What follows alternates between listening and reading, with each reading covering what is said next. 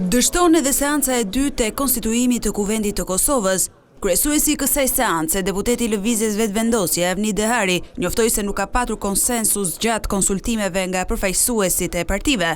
Pati përfaqësues që braktisën konsultimin. Fatkeqësisht nuk pati konsensus. Seanca do të vazhdojë brenda 48 orëve në orën 12 me 19 prill 2025.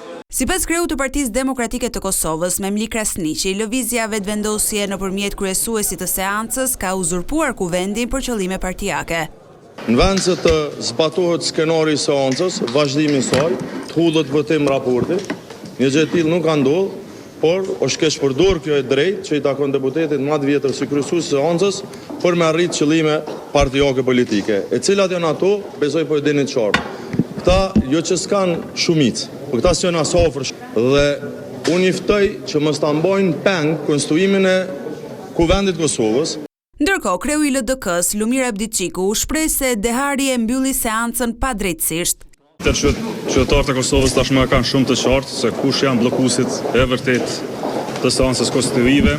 Kryesuesi që rastisht të jetë më i vjetri në moshë, rastisht të jetë nga partia e parë, pa të drejtë kundër praktikës kushtetuese, kundër rregullore së Kuvendit, ndërprerur seancën e sotme, ndonë se kishte kvorum të mjaftueshëm, ndonë se kishte kushte për votim të raportit të komisionit verifikues. Sjellje e rënd, praktikë e pazakontë, është sjellje e mbrapsht politike për cilën nuk kemi arsyetime.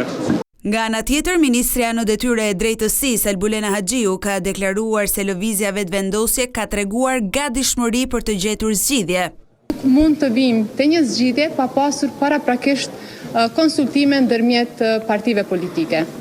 Ne sot ishim të gatshëm që të japim kontributin ton për zgjidhjet e mundshme që mund t'i kemi para vetës.